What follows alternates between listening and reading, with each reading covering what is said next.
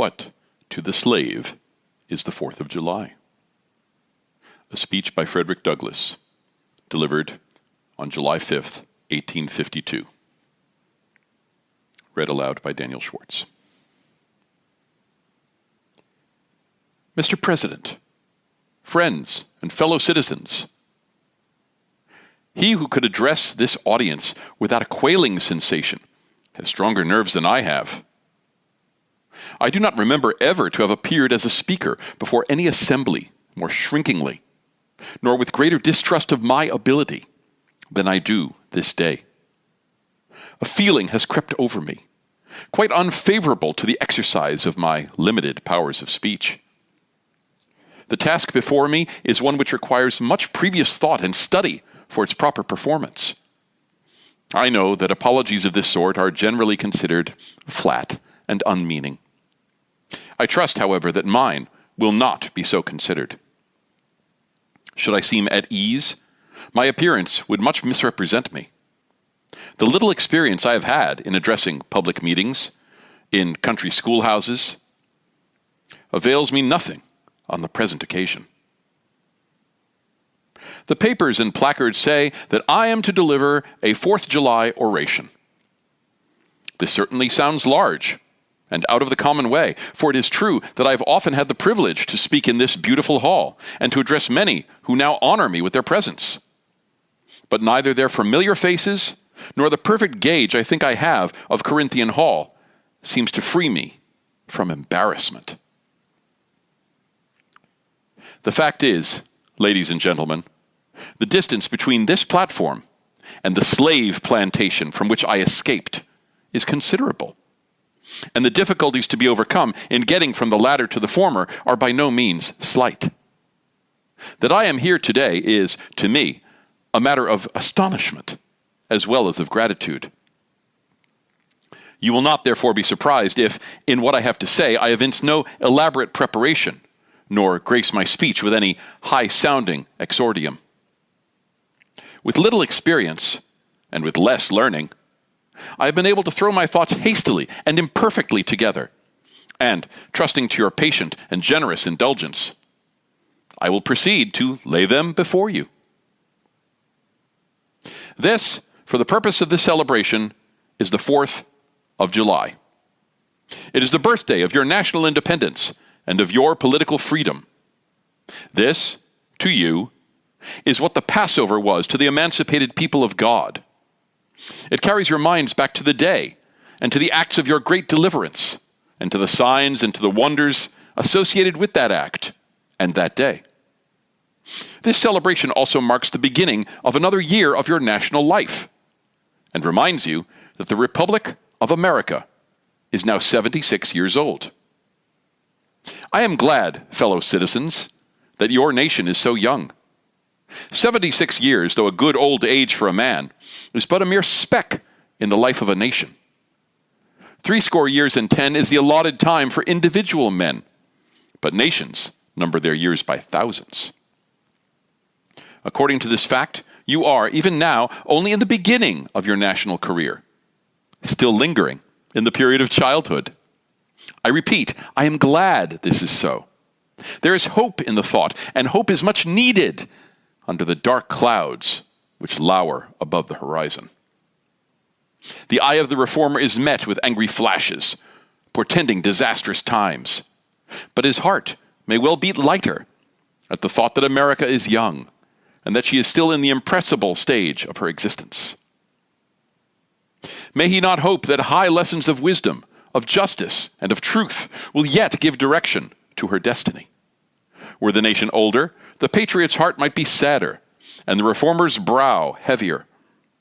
Its future might be shrouded in gloom, and the hope of its prophets go out in sorrow. There is consolation in the thought that America is young. Great streams are not easily turned from channels worn deep in the course of ages. They may sometimes rise in quiet and stately majesty and inundate the land, refreshing and fertilizing the earth with their mysterious properties. They may also rise in wrath and fury and bear away on their angry waves the accumulated wealth of years of toil and hardship.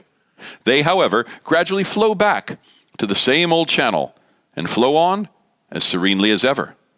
But while the river may not be turned aside, it may dry up, and leave nothing behind but the withered branch and the unsightly rock to howl in the abyss-sweeping wind the sad tale of departed glory. As with rivers, so with nations. Fellow citizens, I shall not presume to dwell at length on the associations that cluster about this day. The simple story of it is that, 76 years ago, the people of this country were British subjects. The style and title of your sovereign people, in which you now glory, was not then born. You were under the British crown.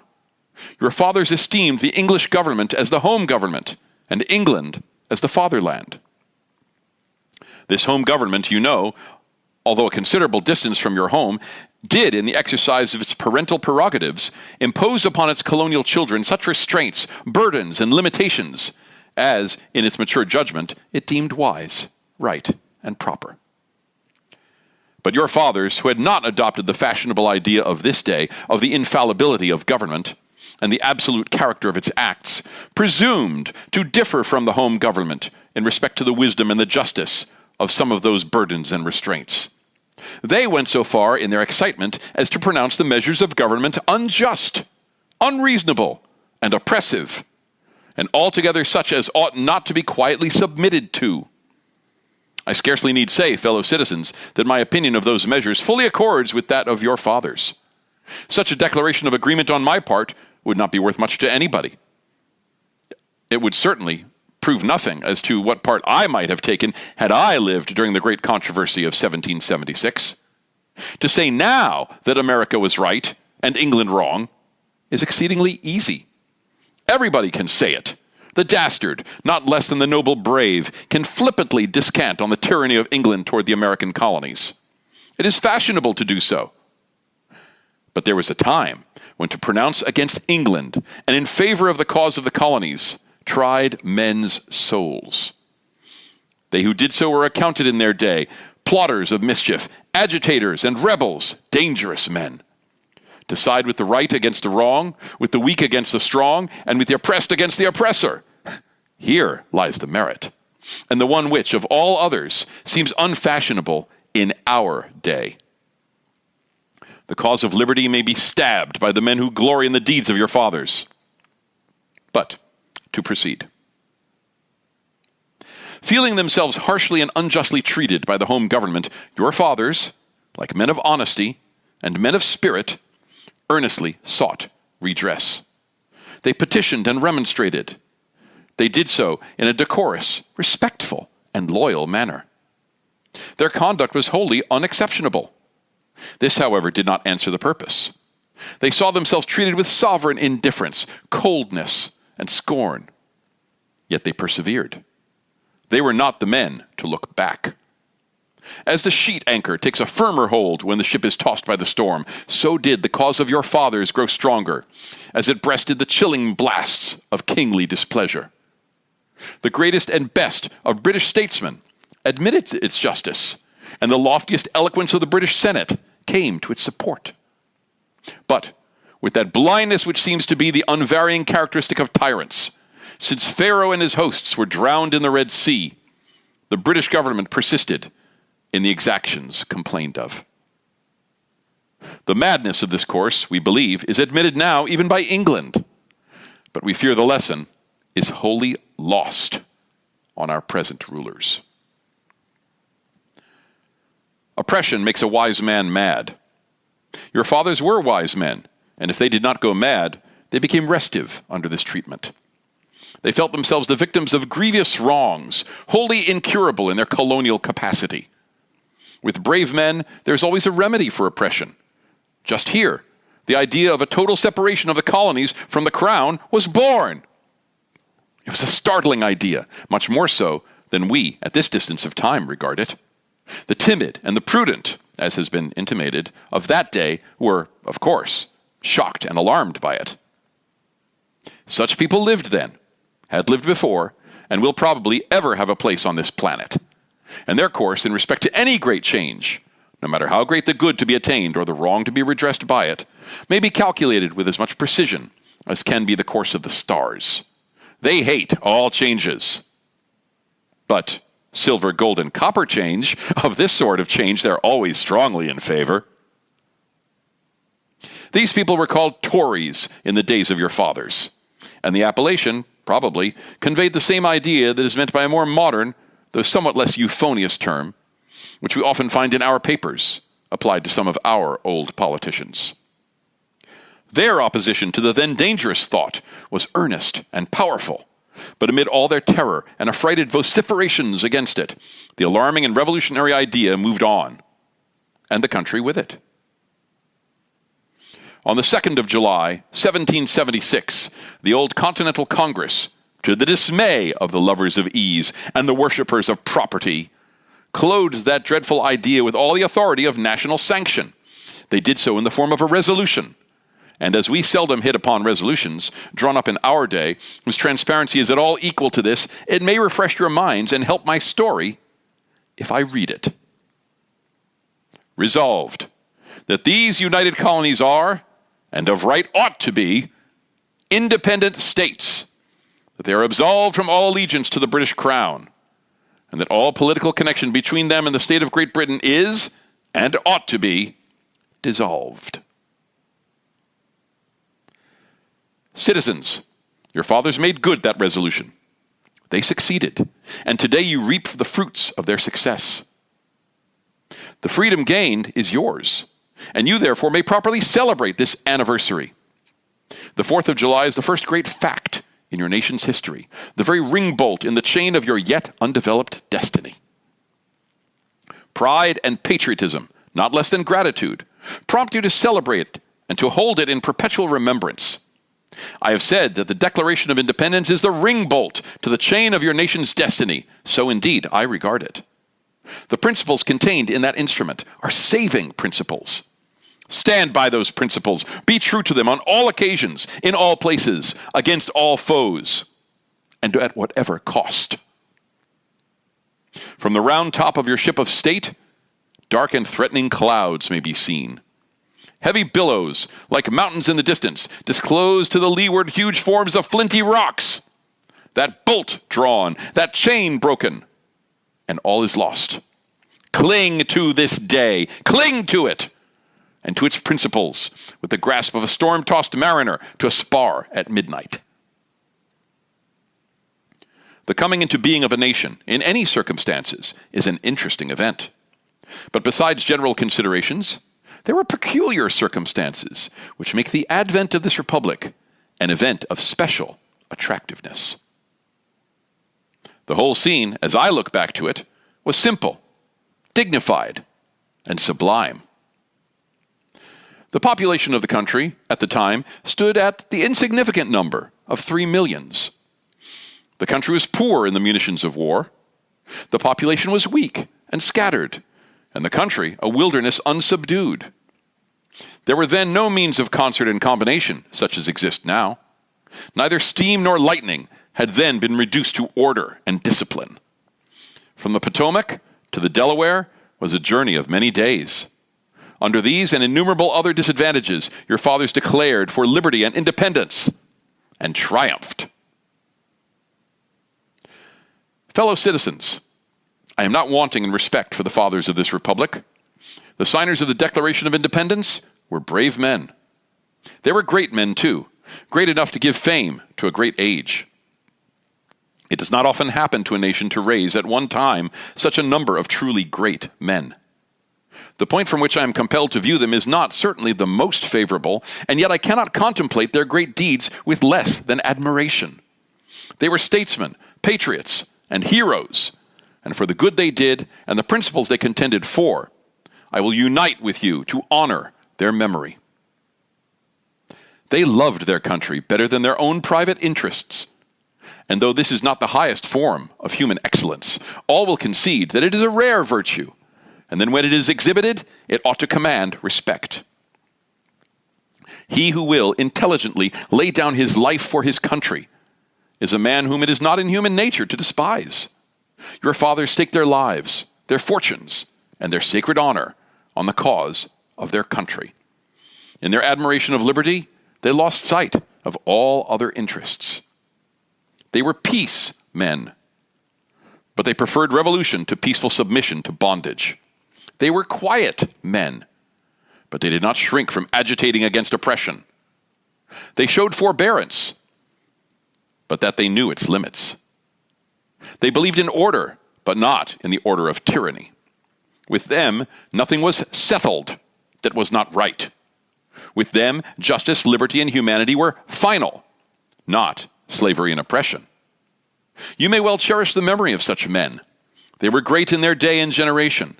Their solid manhood stands out the more as we contrast it with these degenerate times. How circumspect, exact, and proportionate were all their movements. How unlike the politicians of an hour. Their statesmanship looked beyond the passing moment and stretched away in strength into the distant future.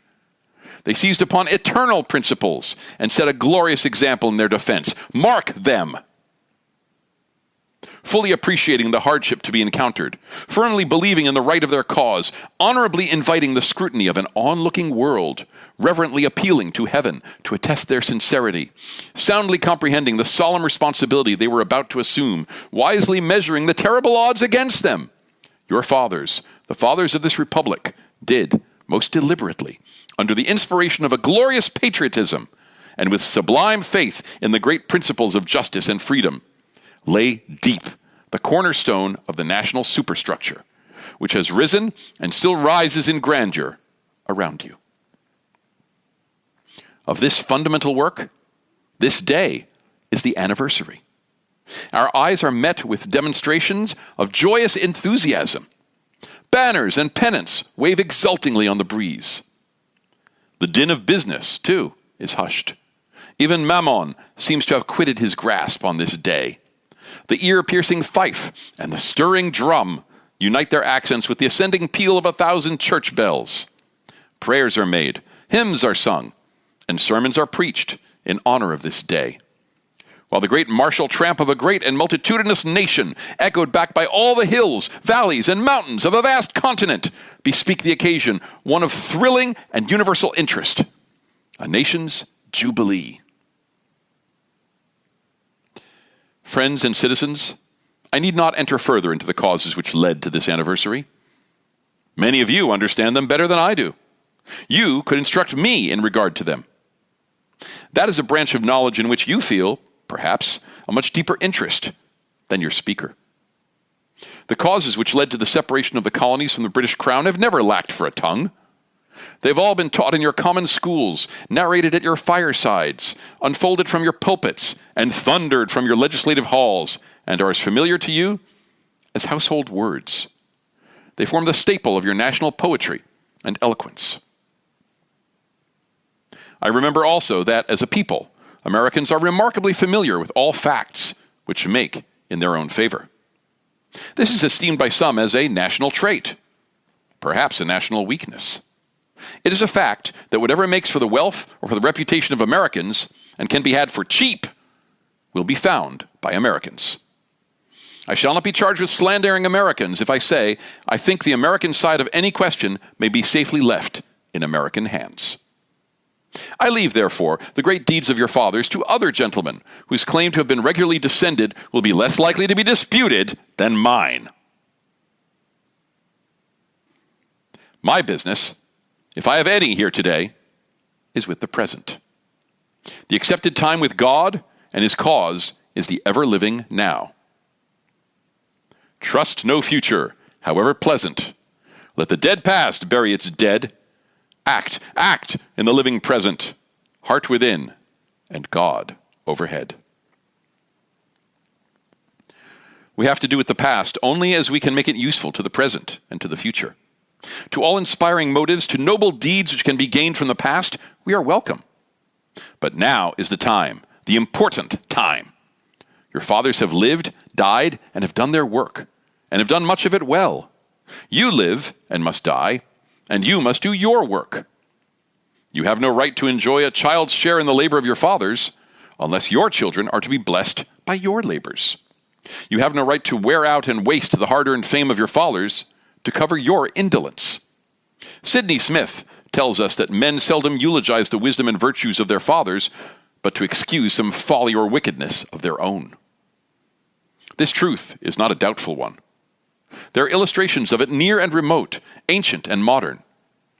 It was fashionable, hundreds of years ago, for the children of Jacob to boast, "We have Abraham to our father," when they had long lost Abraham's faith and spirit. That people contented themselves under the shadow of Abraham's great name, while they repudiated the deeds which made his name great. Need I remind you that a similar thing is being done all over this country today? Need I tell you that the Jews are not the only people who built the tombs of the prophets and garnished the sepulchres of the righteous? Washington could not die till he had broken the chains of his slaves. Yet his monument is built up by the price of human blood. And the traitors in the bodies and souls of men shout, "We have Washington to our father." Alas, that it should be so. Yet so it is. The evil that men do lives after them. The good is oft interred with their bones. Fellow citizens, pardon me, allow me to ask, why am I called upon to speak here today? What have I, or those I represent, to do with your national independence? Are the great principles of political freedom and of natural justice embodied in that Declaration of Independence extended to us, and am I therefore called upon to bring our humble offering to the national altar, and to confess the benefits and express devout gratitude for the blessings resulting from your independence to us? Would to God, both for your sakes and ours, that an affirmative answer could be truthfully returned to these questions. Then would my task be light, and my burden easy and delightful. For who is there so cold that a nation's sympathy could not warm him? Who is so obdurate and dead to the claims of gratitude that would not thankfully acknowledge such priceless benefits? Who so stolid and selfish that he would not give his voice to swell the hallelujahs of a nation's jubilee when the chains of servitude had been torn from his limbs? I am not that man. In a case like that, the dumb might eloquently speak, and the lame man leap as an art. But such is not the state of the case. I say it with a sad sense of the disparity between us. I am not included within the pale of this glorious anniversary. Your high independence only reveals the immeasurable distance between us. The blessings in which you this day rejoice are not enjoyed in common. The rich inheritance of justice, liberty, prosperity, and independence bequeathed by your fathers is shared by you, not by me. The sunlight that brought life and healing to you has brought stripes and death to me. This 4th July is yours, not mine. You may rejoice. I must mourn. To drag a man in fetters into the grand illuminated temple of liberty and call upon him to join you in joyous anthems were inhuman mockery and sacrilegious irony. Do you mean, citizens, to mock me by asking me to speak today? If so, there's a parallel to your conduct. And let me warn you that it is dangerous to copy the example of a nation whose crimes, lowering up to heaven, were thrown down by the breath of the Almighty, burying that nation in irrecoverable ruin. I can today take up the plaintive lament of a peeled and woe-smitten people. By the rivers of Babylon there we sat down. Yea, we wept when we remembered Zion. We hanged our harps upon the willows in the midst thereof. For there they that carried us away captive required of us a song. And they who wasted us required of us mirth, saying, "Sing us one of the songs of Zion." How can we sing the Lord's song in a strange land? If I forget thee, O Jerusalem, let my right hand forget her cunning. If I do not remember thee, let my tongue cleave to the roof of my mouth. Fellow citizens, above your national tumultuous joy, I hear the mournful wail of millions whose chains, heavy and grievous yesterday, are today rendered more intolerable by the jubilee shouts that reach them. If I do forget, if I do not faithfully remember those bleeding children of sorrow this day, may my right hand forget her cunning, and may my tongue cleave to the roof of my mouth. To forget them, to pass lightly over their wrongs, and to chime in with the popular theme would be treason, most scandalous and shocking, and would make me a reproach before God and the world. My subject, then, fellow citizens, is American slavery. I shall see this day and its popular characteristics from the slave's point of view. Standing there, identified with the American bondman, making his wrongs mine, I do not hesitate to declare with all my soul that the character and conduct of this nation never looked blacker to me than on this 4th of July. Whether we turn to the declarations of the past or to the professions of the present, the conduct of the nation seems equally hideous and revolting. America is false to the past, false to the present, and solemnly binds herself to be false to the future. Standing with God and the crushed and bleeding slave on this occasion, I will, in the name of humanity which is outraged, in the name of liberty which is fettered, in the name of the Constitution and the Bible which are disregarded and trampled upon, dare to call in question and to denounce, with all the emphasis I can command, everything that serves to perpetuate slavery, the great sin and shame of America. I will not equivocate. I will not excuse. I will use the severest language I can command. And yet not one word shall escape me that any man whose judgment is not blinded by prejudice, or who is not at heart a slaveholder, shall not confess to be right and just. But I fancy I hear some one of my audience say, is it just in this circumstance that you and your brother abolitionists fail to make a favorable impression on the public mind? Would you argue more and denounce less? Would you persuade more and rebuke less? Your cause would be much more likely to succeed. But I submit, where all is plain, there is nothing to be argued. What point in the anti-slavery creed would you have me argue? On what branch of the subject do the people of this country need light? Must I undertake to prove that the slave is a man?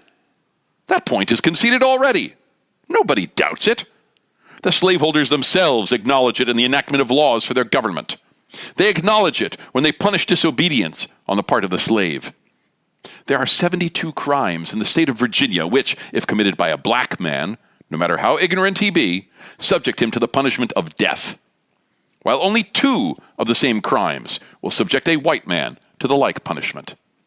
What is this but the acknowledgement that the slave is a moral, intellectual, and responsible being? The manhood of the slave is conceded. It is admitted in the fact that Southern statute books are covered with enactments forbidding, under severe fines and penalties, the teaching of the slave to read or to write. When you can point to any such laws in reference to the beasts of the field, then I may consent to argue the manhood of the slave. When the dogs in your streets, when the fowls of the air, when the cattle on your hills, when the fish of the sea, when the reptiles that crawl shall be unable to distinguish the slave from a brute, then will I argue with you that the slave is a man. For the present, it is enough to affirm the equal manhood of the Negro race. Is it not astonishing that while we are plowing, planting, and reaping, using all kinds of mechanical tools, erecting houses, constructing bridges, building ships, working in metals of brass, iron, copper, silver, and gold, that while we are reading, writing, and ciphering, acting as clerks, merchants, and secretaries, having among us lawyers, doctors, ministers, poets, authors, editors, orators, and teachers, that while we are engaged in all manner of enterprises common to other men, digging gold in California, capturing the whale in the Pacific, feeding sheep and cattle on the hillside, living, moving, acting, thinking, planning, living in families as husbands, wives, and children, and above all, confessing and worshiping the Christian's God, and looking hopefully for life and immortality beyond the grave, we are called upon to prove that we are men. Would you have me argue that man is entitled to liberty? That he is the rightful owner of his own body? You have already declared it. Must I argue the wrongfulness of slavery? Is that a question for Republicans? Is it to be settled by the rules of logic and argumentation, as a matter beset with great difficulty, involving a doubtful application of the principle of justice, hard to be understood? How should I look today in the presence of Americans, dividing and subdividing a discourse to show that men have a natural right to freedom? Speaking of it relatively and positively, negatively and affirmatively, to do so would be to make myself ridiculous. and to offer an insult to your understanding. There's not a man beneath the canopy of heaven that does not know that slavery is wrong for him. What? Am I to argue that it is wrong to make men brutes, to rob them of their liberty, to work them without wages, to keep them ignorant of their relations to their fellow men, to beat them with sticks, to flay their flesh with the lash, to load their limbs with irons, to hunt them with dogs, to sell them at auction, to sunder their families, to knock out their teeth, to burn their flesh, to starve them into obedience and submission to their masters? Must I argue that a system thus marked with blood and stained with pollution is wrong? No, I will not. I have better employments for my time and strength than such arguments would imply. What then remains to be argued? Is it that slavery is not divine? That God did not establish it? That our doctors of divinity are mistaken? There is blasphemy in the thought. That which is inhuman cannot be divine. Who can reason on such a proposition? They that can, may. I cannot. The time for such argument is past. At a time like this, scorching irony, not convincing argument, is needed. Oh, had I the ability, and could I reach the nation's ear, I would today pour out a fiery stream of biting ridicule, blasting reproach, withering sarcasm, and stern rebuke. For it is not light that is needed, but fire. It is not the gentle shower, but thunder. We need the storm, the whirlwind, and the earthquake. The feeling of the nation must be quickened. The conscience of the nation must be roused. The propriety of the nation must be startled. The hypocrisy of the nation must be exposed, and its crimes against God and man must be proclaimed and denounced. What, to the American slave, is your 4th of July? I answer, a day that reveals to him more than all the other days in the year the gross injustice and cruelty to which he is the constant victim. To him, your celebration is a sham. Your boasted liberty, an unholy license. Your national greatness, swelling vanity. Your sounds of rejoicing are empty and heartless. Your denunciations of tyrants, brass-fronted impudence. Your shouts of liberty and equality, hollow mockery. Your prayers and hymns, your sermons and thanksgivings, with all your religious parade and solemnity, are to him mere bombast, fraud, deception, impiety, and hypocrisy. A thin veil to cover up crimes which would disgrace a nation of savages.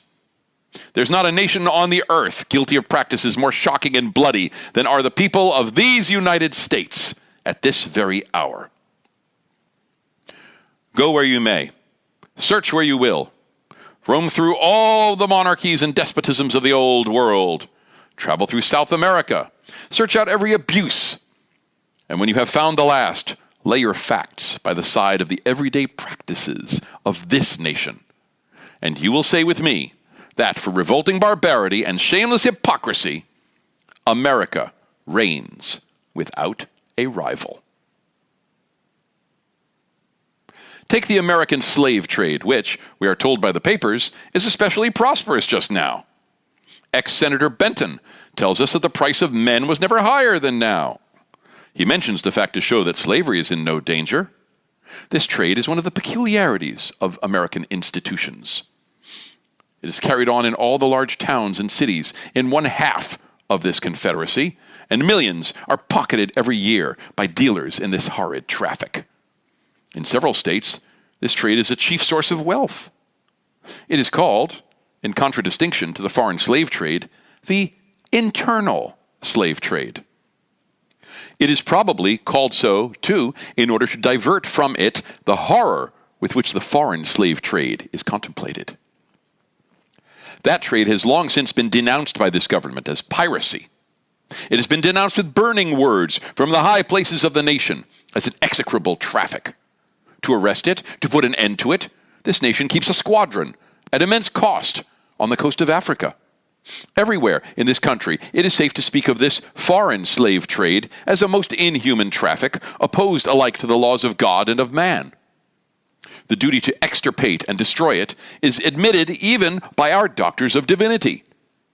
In order to put an end to it, some of these last have consented that their colored brethren, nominally free, should leave this country and establish themselves on the western coast of Africa.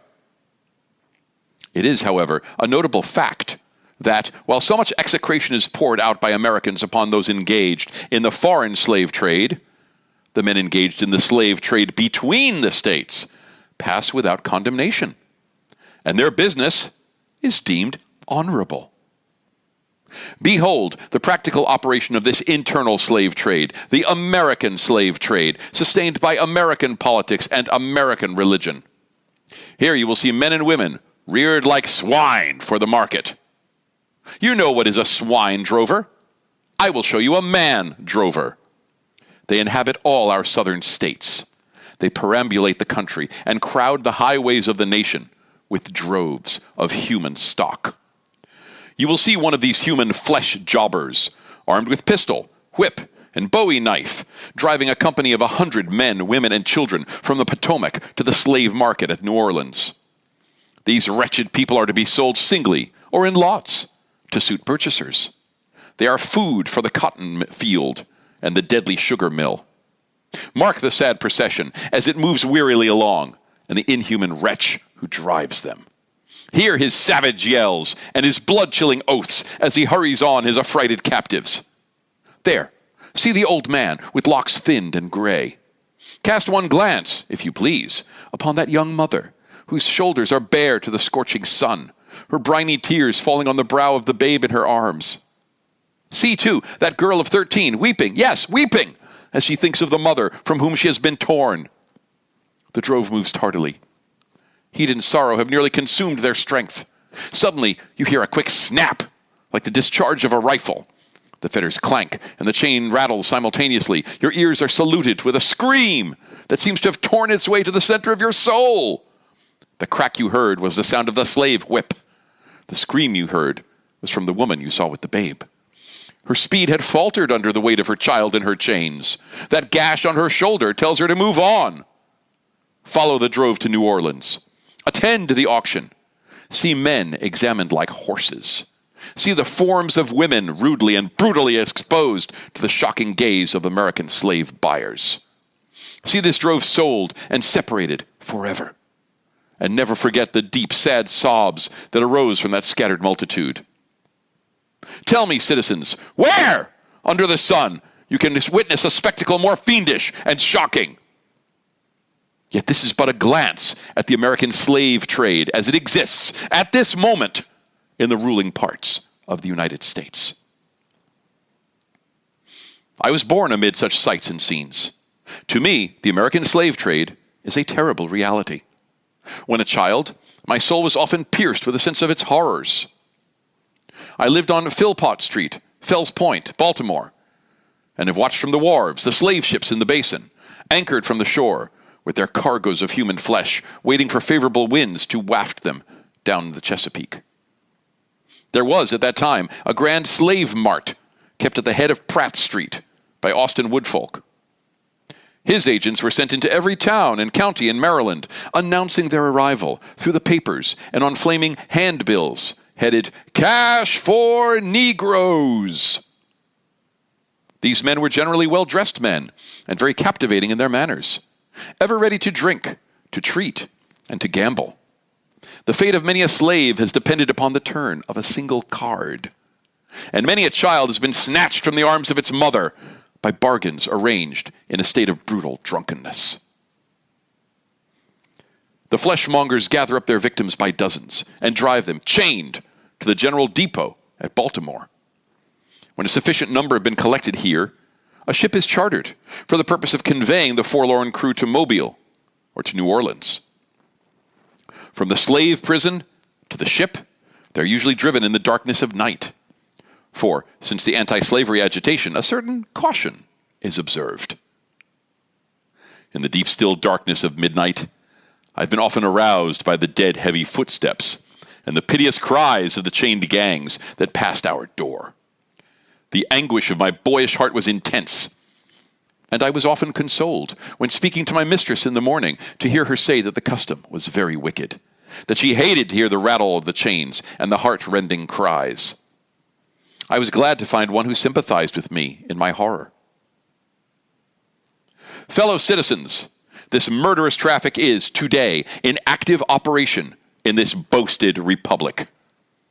In the solitude of my spirit, I see clouds of dust raised on the highways of the South. I see the bleeding footsteps. I hear the doleful wail of fettered humanity on the way to the slave markets, where the victims are to be sold like horses, sheep, and swine, knocked off to the highest bidder. There I see the tenderest ties ruthlessly broken to gratify the lust, caprice, and rapacity of the buyers and sellers of men. My soul sickens at the sight. Is this the land your fathers loved, the freedom which they toiled to win? Is this the earth whereon they moved? Are these the graves they slumber in? But a still more inhuman, disgraceful, and scandalous state of things remains to be presented. By an act of the American Congress, not yet 2 years old, slavery has been nationalized in its most horrible and revolting form. By that act, Mason and Dixon's line has been obliterated. New York has become as Virginia. And the power to hold, hunt, and sell men, women, and children as slaves remains no longer a mere state institution, but is now an institution of the whole United States. The power is coextensive with the Star-Spangled Banner and American Christianity. Where these go, may also go the merciless slave hunter. Where these are, man is not sacred. He is a bird for the sportsman's gun. By that most foul and fiendish of all human decrees, the liberty and person of every man are put in peril. Your broad republican domain is hunting ground for men, not for thieves and robbers, enemies of society merely, but for men guilty of no crime. Your lawmakers have commanded all good citizens to engage in this hellish sport. Your president, your secretary of state, your lords, nobles, and ecclesiastics enforce as a duty you owe to your free and glorious country and to your God that you do this accursed thing.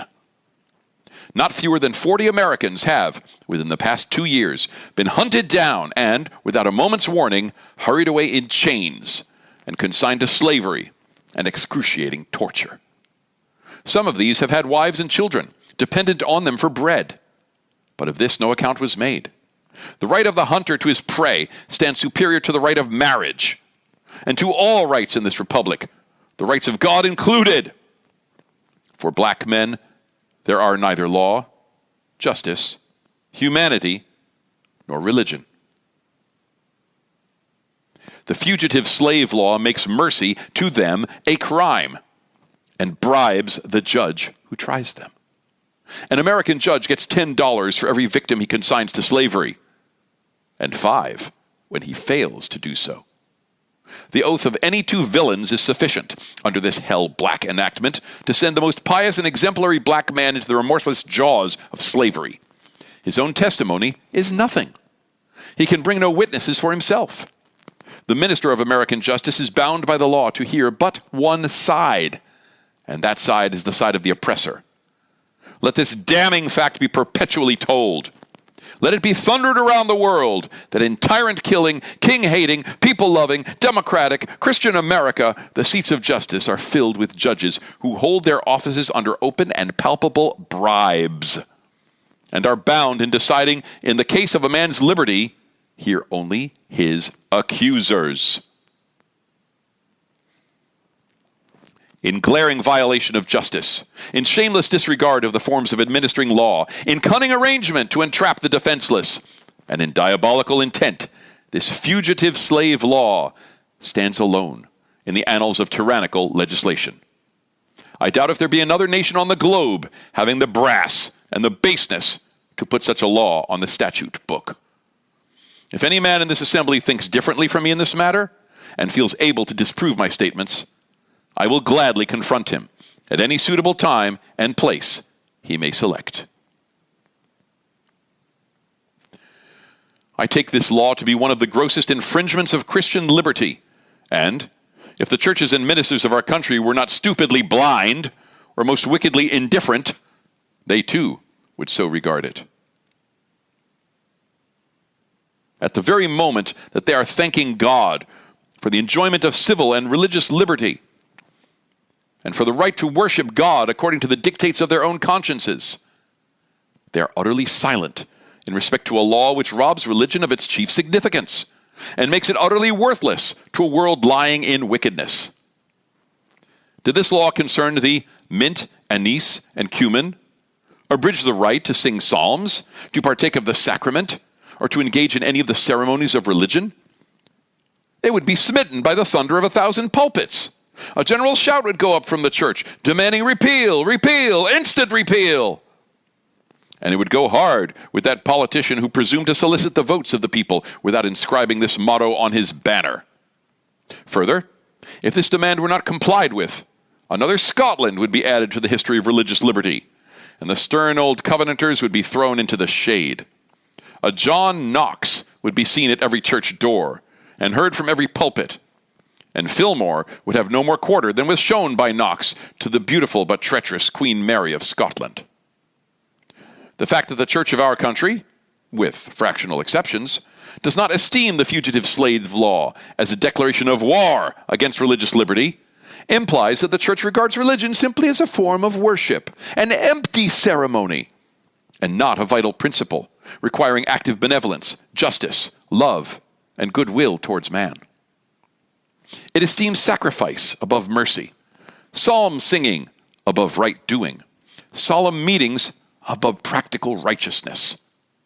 A worship that can be conducted by persons who refuse to give shelter to the houseless, to give bread to the hungry, clothing to the naked, and who enjoin obedience to a law forbidding these acts of mercy is a curse, not a blessing, to mankind. The Bible addresses all such persons as scribes, Pharisees, hypocrites, who pay tithe of mint, anise, and cumin, and have omitted the weightier matters of the law, judgment, mercy, and faith. But the church of this country is not only indifferent to the wrongs of the slave, it actually takes sides with the oppressors. It has made itself the bulwark of American slavery and the shield of American slave hunters. Many of its most eloquent divines who stand at the very lights of the church have shamelessly given the sanction of religion and the Bible to the whole slave system. They have taught that man may properly be a slave, that the relation of master and slave is ordained of God, that to send back an escaped bondman to his master is clearly the duty of all of the followers of the Lord Jesus Christ. And this horrible blasphemy is palmed off upon the world for Christianity. For my part, I would say, welcome infidelity, welcome atheism, welcome anything, in preference to the gospel as preached by those divines. They convert the very name of religion into an engine of tyranny and barbarous cruelty, and serve to confirm more infidels in this age than all the infidel writings of Thomas Paine, Voltaire, and Bolingbroke put together have done. These ministers make religion a cold and flinty-hearted thing, having neither principles of right action nor bowels of compassion. They strip the love of God of its beauty and leave the throng of religion a huge, horrible, repulsive form. It is a religion for oppressors, tyrants, man-stealers, and thugs. It is not that pure and undefiled religion which is from above, and which is first pure, then peaceable, easy to be entreated, full of mercy and good fruits, without partiality and without hypocrisy. But a religion which favors the rich against the poor, which exalts the proud above the humble, which divides mankind into two classes, tyrants and slaves, which says to the man in the chains, stay there, and to the oppressor, oppress on.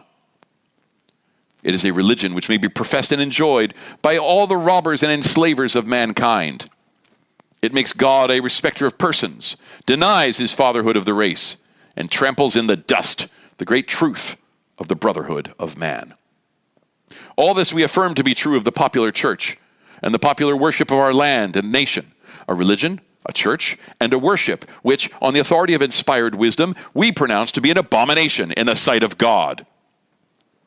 In the language of Isaiah, the American church might be well addressed. Bring no more vain ablations. Incense is an abomination unto me. The new moons and Sabbaths, the calling of assemblies, I cannot away with. It is iniquity, even the solemn meeting. Your new moons and your appointed feasts my soul hateth. They are a trouble to me. I am weary to bear them. And when you spread forth your hands, I will hide mine eyes from you. Yea, when ye make many prayers, I will not hear. Your hands are full of blood. Cease to do evil, learn to do well. Seek judgment, relieve the oppressed, judge for the fatherless, plead for the widow. The American church is guilty when viewed in connection with what it is doing to uphold slavery, but it is superlatively guilty when viewed in connection with its ability to abolish slavery. The sin of which it is guilty is one of omission, as well as of commission. Albert Barnes but uttered what the common sense of every man at all observant of the actual state of the case will receive as truth when he declared that there is no power out of the church that could sustain slavery for an hour if it were not sustained in it. Let the religious press, the pulpit, the Sunday school, the conference meeting, the great ecclesiastical, missionary, Bible, and tract associations of the land array their immense powers against slavery and slave holding, and the whole system of crime and blood would be scattered to the winds. And that they do not do this involves them in the most awful responsibility of which the mind can conceive.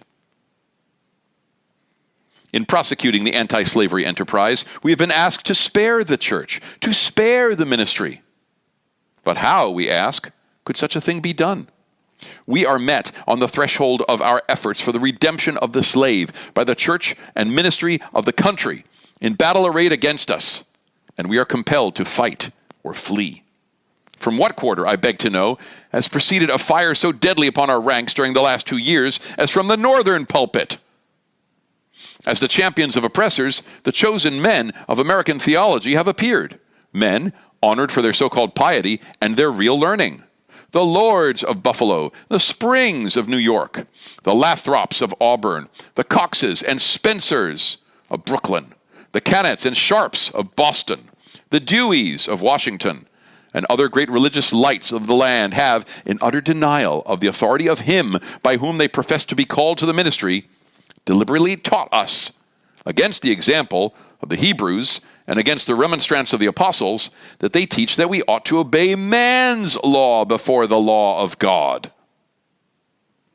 My spirit wearies of such blasphemy, and how such men can be supported as the standing types and representatives of Jesus Christ is a mystery which I leave others to penetrate. In speaking of the American church, however, let it be distinctly understood that I mean the great mass of the religious organizations of our land. There are exceptions, and I thank God that there are. Noble men may be found scattered all over these northern states, of whom Henry Ward Beecher of Brooklyn, Samuel J. May of Syracuse, and my esteemed friend, Reverend R.R. Raymond, on the platform, are shining examples. And let me say further that upon these men lies the duty to inspire our ranks with high religious faith and zeal, and to cheer us on in the great mission of the slave's redemption from his chains.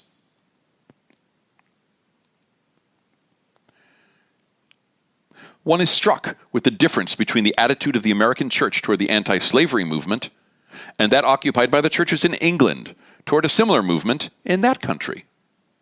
There, the church, true to its mission of ameliorating, elevating, and improving the condition of mankind, came forward promptly, bound up the wounds of the West Indian slave, and restored him to his liberty. There, the question of emancipation was a high religious question. It was demanded in the name of humanity and according to the law of the living God. The Sharps, the Clarksons, the Wilberforces, the Buxtons, and Burchells, and the Knibbs were alike famous for their piety and for their philanthropy. The anti-slavery movement there was not an anti-church movement, for the reason that the church took its full share in prosecuting that movement. And the anti-slavery movement in this country will cease to be an anti-church movement when the church of this country shall assume a favorable instead of a hostile position toward that movement. Americans, Your Republican politics, not less than your Republican religion, are flagrantly inconsistent. You boast of your love of liberty, your superior civilization, and your pure Christianity, while the whole political power of the nation, as embodied in the two great political parties, is solemnly pledged to support and perpetuate the enslavement of 3 millions of your countrymen. You hurl your anathemas at the crowned head tyrants of Russia and Austria, and pride yourself on your democratic institutions, while you yourselves consent to be the mere tools and bodyguards of the tyrants of Virginia and Carolina. You invite to your shores fugitives of oppression from abroad, honor them with banquets, greet them with ovations, cheer them, toast them, salute them, protect them, and pour out your money to them like water. But the fugitives from your own land, you advertise, hunt, arrest, shoot, and kill. You glory in your refinement and your universal education, yet you maintain a system as barbarous and dreadful as ever stained the character of a nation, a system begun in avarice, supported in pride, and perpetuated in cruelty. You shed tears over fallen Hungary and make the sad story of her wrongs the theme of your poets, statesmen, and orators, till your gallant sons are ready to fly to arms to vindicate her cause against her oppressors. But in regard to the 10,000 wrongs of the American slave, you would enforce the strictest silence, and would hail him as an enemy of the nation who dares to make those wrongs the subject of public discourse. You are all on fire at the mention of liberty for France or for Ireland, but are as cold as an iceberg at the thought of liberty for the enslaved of America. You discourse eloquently on the dignity of labor, yet you sustain a system which, in its very essence, casts a stigma upon labor. You can bare your bosom to the storm of British artillery to throw off a 3-penny tax on tea, and yet wring the last hard-earned farthing from the grasp of the black laborers of your country.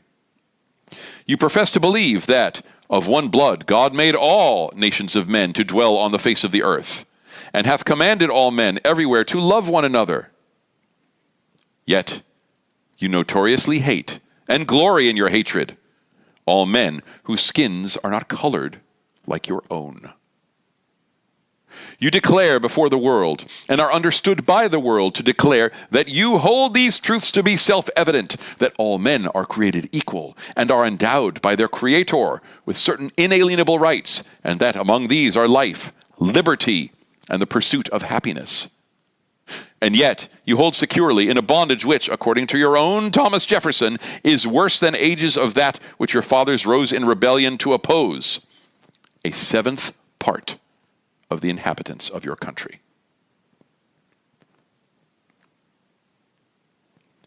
Fellow citizens, I will not enlarge further on your national inconsistencies. The existence of slavery in this country brands your republicanism as a sham, your humanity as a base pretense, and your Christianity as a lie. It destroys your moral power abroad. It corrupts your politicians at home. It saps the foundation of religion. It makes your name a hissing and a byword to a mocking earth. It is the antagonistic force in your government, the only thing that seriously disturbs and endangers your union. It fetters your progress. It is the enemy of improvement, the deadly foe of education. It fosters pride. It breeds insolence. It promotes vice. It shelters crime. It is a curse to the earth that supports it. And yet you cling to it, as if it were the sheet anchor of all your hopes. Oh, be warned, be warned! A horrible reptile is coiled up in your nation's bosom. The venomous creature is nursing at the tender breast of your youthful republic. For the love of God, tear away and fling away from you the hideous monster, and let the weight of 20 millions crush and destroy it forever. But it is answered in reply to all this, that precisely what I have now denounced is in fact guaranteed and sanctioned by the Constitution of the United States. That the right to hold and to hunt slaves is part of that Constitution, framed by the illustrious fathers of this republic. Then, I dare to affirm, notwithstanding all I've said before, your fathers stooped, basely stooped. to palter with us in a double sense, and keep the word of promise to the ear, but break it to the heart. And instead of being the honest men I have before declared them to be, they were the veriest impostors that ever practiced on mankind. This is the inevitable conclusion, and from it there is no escape. But I differ from those who charge this baseness on the framers of the Constitution of the United States. It is a slander upon their memory. At least, so I believe. There's not time now to argue the constitutional question at length, nor have I the ability to discuss it as it ought to be discussed. The subject has been handled with masterly power by Lysander Spooner, Esquire, by William Goodell, by Samuel E. Sewell, Esquire, and last, though not least, by Gerrit Smith, Esquire. These gentlemen have, as I think, fully and clearly vindicated the Constitution from any design to support slavery for an hour. Fellow citizens, there's no matter in respect to which the people of the North have allowed themselves to be so ruinously imposed upon as that of the pro-slavery character of the Constitution. In that instrument, I hold that there is neither warrant, license, nor sanction of the hateful thing. But interpreted as it ought to be interpreted, the Constitution is a glorious liberty document. Read its preamble. Consider its purposes. Is slavery among them? Is it at the gateway? Or is it in the temple? It is neither. While I do not intend to argue this question on the present occasion, let me ask, if it be not somewhere singular that, if the Constitution were intended to be, by its framers and adopters, a slaveholding instrument, why neither slavery, slaveholding, nor slave can be anywhere found in it? What would be thought of an instrument drawn up, legally drawn up, for the purpose of entitling the city of Rochester to a tract of land, in which no mention of land was made? Now, there are certain rules of interpretation for the proper understanding of all legal instruments. These rules are well established. They are plain, common sense rules such as you and I and all of us can understand and apply without having passed years in the study of law. I scout the idea that the question of the constitutionality or unconstitutionality of slavery is not a question for the people. I hold that every American citizen has a right to form an opinion of the Constitution and to propagate that opinion and to use all honorable means to make his opinion the prevailing one. Without this right, the liberty of an American citizen would be as insecure as that of a Frenchman. Ex-Vice President Dallas tells us that the Constitution is an object to which no American mind can be too attentive, and no American heart too devoted. He further says the Constitution, in its words, is plain and intelligible, and is meant for the homebred, unsophisticated understandings of our fellow citizens. Senator Berrien tells us that the Constitution is the fundamental law, that which controls all others. The charter of our liberties, which every citizen has a personal interest in understanding thoroughly. The testimony of Senator Breese, Lewis Cass, and many others that might be named, who are everywhere esteemed as sound lawyers, so regard the Constitution. I take it, therefore, that it is not presumption in a private citizen to form an opinion of that instrument. Now, take the Constitution according to its plain reading, and I defy the presentation of a single pro-slavery clause in it. On the other hand, it will be found to contain principles and purposes entirely hostile to the existence of slavery. I have detained my audience entirely too long already. At some future period, I will gladly avail myself of an opportunity to give this subject a full and fair discussion. Allow me to say, in conclusion, notwithstanding the dark picture I have this day presented of the state of the nation, I do not despair of this country. There are forces in operation which must inevitably work the downfall of slavery. The arm of the Lord is not shortened, and the doom of slavery is certain. I therefore leave off where I began, with hope. While drawing encouragement from the Declaration of Independence, the great principles it contains, and the genius of American institutions, my spirit is also cheered by the obvious tendencies of the age. Nations do not now stand in the same relation to each other that they did ages ago.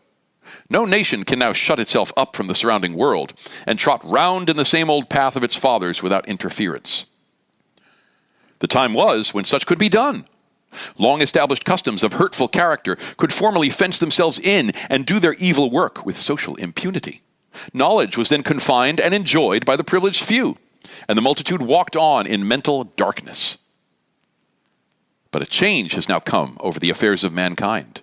Walled cities and empires have become unfashionable. The arm of commerce has borne away the gates of the strong city. Intelligence is penetrating the darkest corners of the globe. It makes its pathway over and under the sea as well as on the earth. Wind, steam, and lightning are its chartered agents. Oceans no longer divide, but link nations together. From Boston to London is now a holiday excursion. Space is comparatively annihilated. Thoughts expressed on one side of the Atlantic are distinctly heard on the other. The far-off and almost fabulous Pacific rolls in grandeur at our feet. The celestial empire, the mystery of ages, is being solved. The fiat of the Almighty, let there be light, has not yet spent its force. No abuse, no outrage, whether in taste, sport, or avarice, can now hide itself from the all-pervading light. The iron shoe and crippled foot of China must be seen in contrast with nature. Africa must rise and put on her yet unwoven garment. Ethiopia shall stretch out her hand unto God. In the fervent aspirations of William Lloyd Garrison, I say, and let every heart join in saying it, God speed the year of Jubilee, the wide world o'er, when from their galling chains set free, the oppressed shall vilely bend the knee, and wear the yoke of tyranny, like brutes no more. That year will come, and freedom's reign, to man his plundered fights again restore. God speed the day when human blood shall cease to flow, in every clime be understood the claims of human brotherhood, and each return for evil good, not blow for blow. That day will come, all feuds to end, and change into a faithful friend each foe. God speed the hour, the glorious hour, when none on earth shall exercise a lordly power, nor in a tyrant's presence cower, but all to manhood's stature tower by equal birth. That hour will come, to each to all, and from his prison house the thrall go forth. Until that year, day, hour arrive, with head and heart and hand I'll strive, to break the rod and rend the gyve, the spoiler of his prey deprive. So witness heaven, and never from my chosen post, whate'er the peril or the cost, be driven.